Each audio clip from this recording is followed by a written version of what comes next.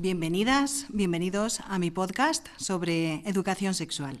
Soy Tania Alcaide, soy psicóloga, sexóloga y experta en la prevención de los efectos de la pornografía, y con este podcast quiero compartiros información, datos, reflexiones y sobre todo daros herramientas para que la educación sexual desde casa sea la mejor prevención para nuestras hijas e hijos.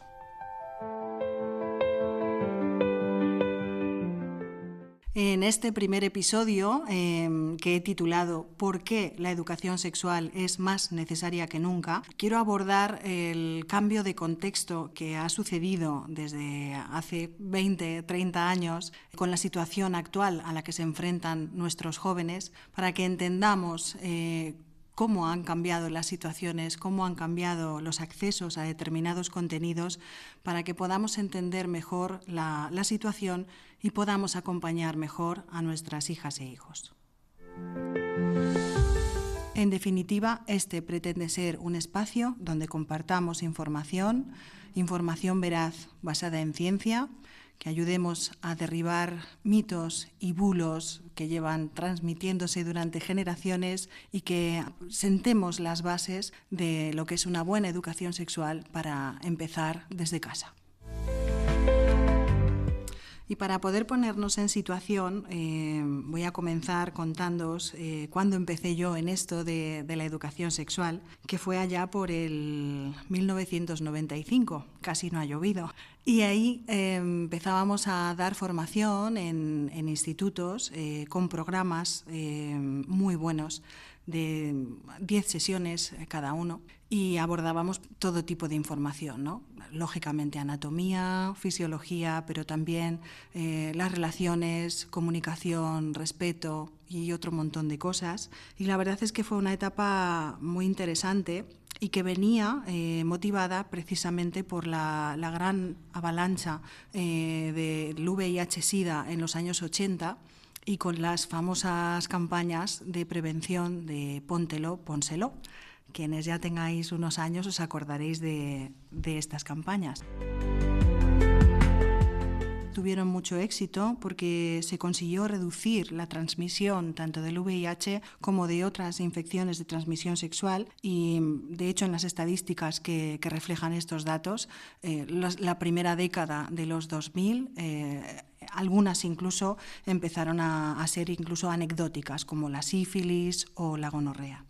El problema vino con la crisis económica, que por allá en el 2007-2008, lógicamente con esta crisis se empezaron a reducir los fondos de todo este tipo de programas y desgraciadamente la educación sexual quedó fuera de las aulas. Esto supuso un verdadero problema porque todo el trabajo de prevención que se había hecho a toda una generación y que había dado tan buenos resultados, de repente se borró del mapa, y de esta manera el resto de las siguientes generaciones dejaron de tener esta formación tan importante y tan necesaria para el desarrollo de nuestros jóvenes.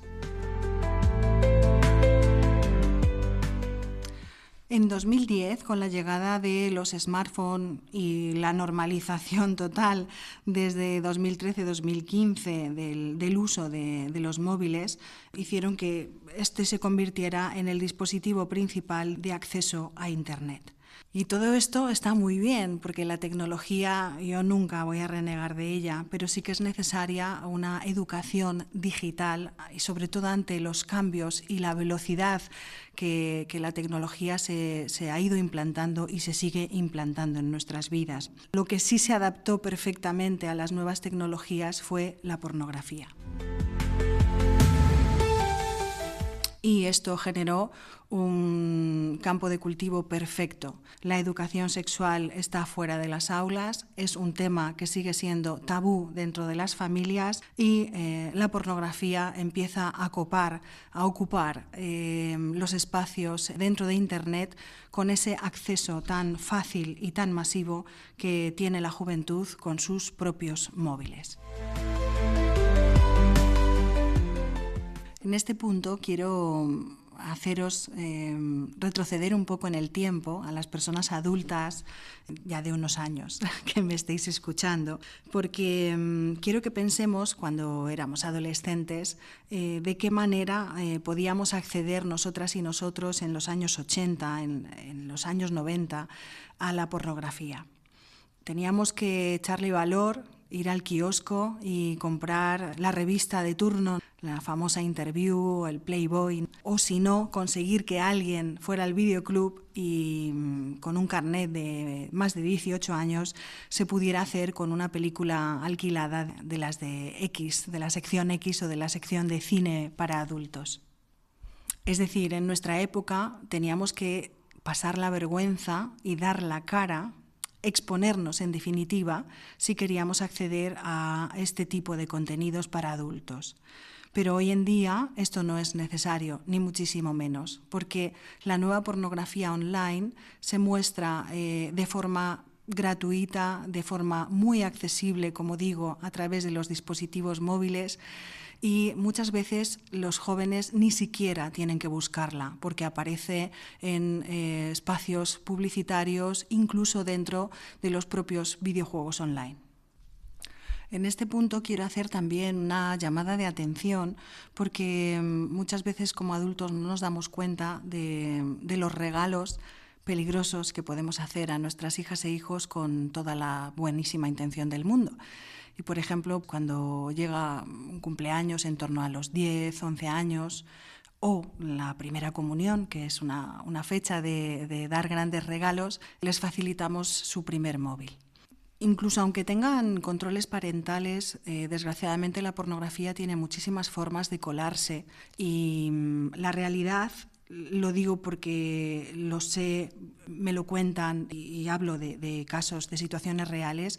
Menores de 8 años, no solo porque lo diga el informe de desinformación sexual de Save the Children, sino porque lo sé personalmente por casos que me han contado, niños de 8 años ya están viendo contenidos.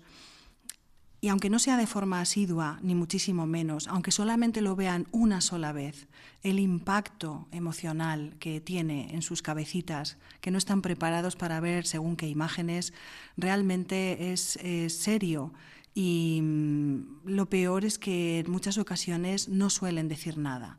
Y al final, con el tiempo, con el paso del tiempo, se empiezan a notar determinados comportamientos que son los que nos llaman la atención y por los que empezamos a explorar de dónde pueden venir esos juegos nuevos que se han inventado o esos cambios de actitud con otras personas.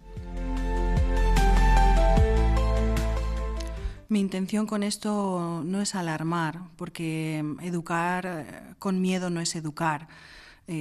Al final lo que tenemos que hacer es ser conscientes de esta nueva realidad, de lo que está pasando y de que lo que antes consumíamos o veíamos a escondidas y cuando ya teníamos cierta madurez mental, les está llegando a nuestros menores cuando ni siquiera han tenido su desarrollo sexual y ni siquiera se han enfrentado a su primer beso o a su primer enamoramiento.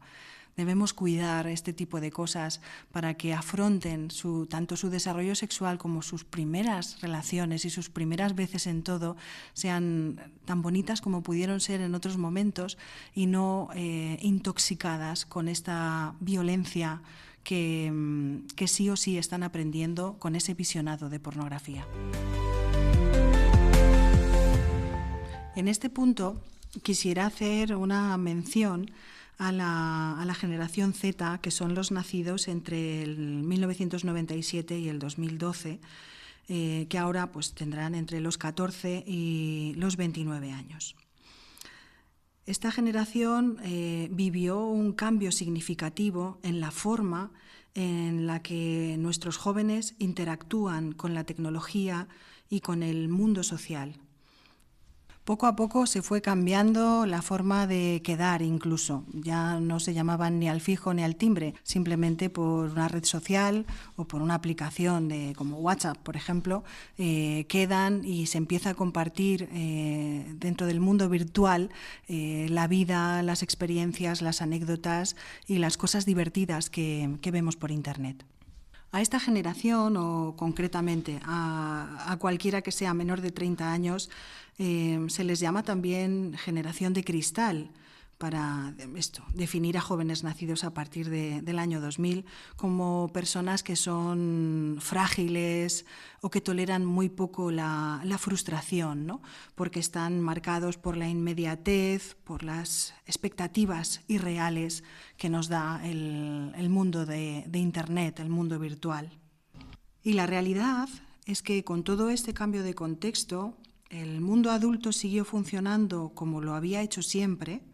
Su adaptación, si ocurrió, fue mucho más lenta a todos estos cambios sociales y tecnológicos que se iban produciendo, y, por decirlo suavemente, nuestros jóvenes se tuvieron que ir adaptando a marchas forzadas, sobreviviendo en sus grupos de referencia, aceptando las nuevas normas sociales que se iban imponiendo, sin que nadie pudiera imaginar las consecuencias de todo esto.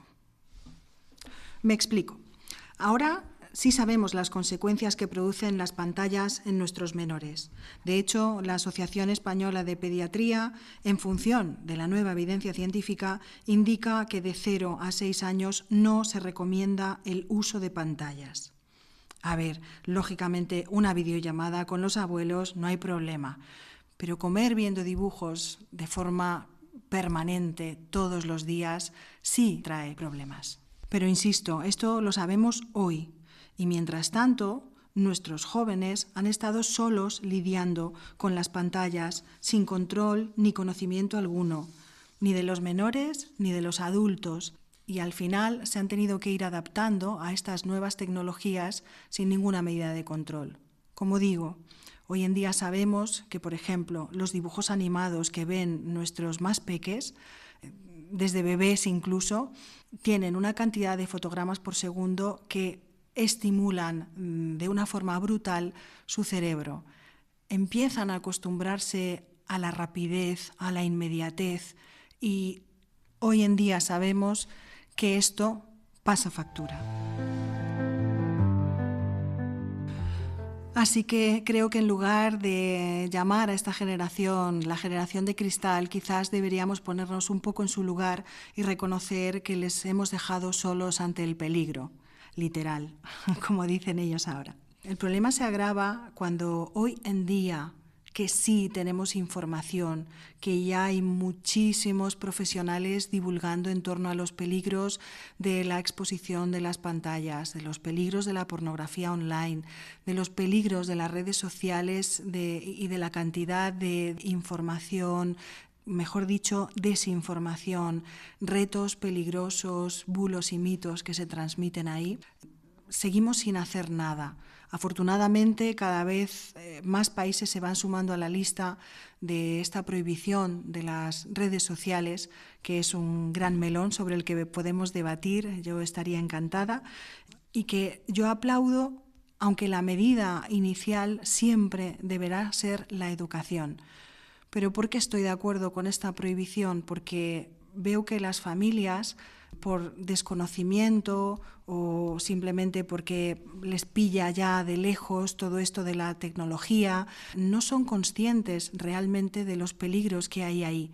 Y por lo tanto los jóvenes, los menores, se siguen manejando a sus anchas en este terreno. No es prohibir por prohibir, es pausar la velocidad a la que toda esta información les está llegando para que nos dé tiempo a educar en el uso responsable de las nuevas tecnologías, a educar en ese pensamiento crítico ante la avalancha de información que les llega, y que sean capaces de discernir lo que es un juego, lo que les pone verdaderamente en peligro o lo que está haciendo que se cuestionen constantemente su autoestima, su aspecto físico y que les haga dudar de sí mismos. Por supuesto, no seré yo quien se atreva a juzgar a nadie. Yo veo a muchas familias que ponen el móvil a sus hijos mientras están comiendo, y lo puedo llegar a entender porque todos hemos pasado por ahí. Pero siempre mi empeño será en que contemos con buena información, con información, como digo, siempre veraz, que esté basada en ciencia, que no sean opiniones y divagaciones personales o simplemente mis opiniones porque yo creo que es así. No, siempre estará avalada con datos para que teniendo toda esa información, ahora ya sí decidamos con conocimiento de causa qué hacemos al respecto. Y para ir cerrando ya este primer episodio, simplemente recordar que cuando empecé a dar charlas de educación sexual, el principal problema era la falta de información. Hoy, 30 años después, el problema es el tipo de información que está educando a nuestros hijos sin que nos demos cuenta. Esa pornografía que les está educando y que les hace que quieran reproducir ese guión sexual que aprenden y que normalizan, cargado de violencia, y que desgraciadamente no cuentan con una educación sexual, ni siquiera en el entorno educativo, que les ayude a discriminar qué está bien, qué está mal y qué es lo que les hace realmente felices. Nuestros jóvenes están creciendo en un contexto que no se parece nada al que vivimos nosotros, pero sin embargo seguimos educando como si nada hubiera cambiado. Si no entendemos el contexto en el que crecen, no podremos acompañarlos de verdad, y hoy acompañar es más necesario que nunca. Trabajo acompañando a familias, centros educativos e instituciones a través de charlas, talleres y formaciones tanto presenciales como online. Si necesitas apoyo o quieres información, puedes contactar conmigo a través del correo electrónico o de mis redes sociales. Y si este episodio te ha removido o te ha hecho pensar, te invito a que lo compartas y a que me dejes tus preguntas o comentarios. Muchas veces las dudas de una familia son las de muchas otras. Hablar de educación sexual con nuestros hijos e hijas no es incitar, no es alarmar y no es exagerar los problemas. Es comprender sin juzgar y estar presentes para que confíen y nos pregunten sus dudas, sus inquietudes y tengan en casa un lugar seguro en el que hablar. Gracias por escuchar y nos encontramos en el próximo episodio.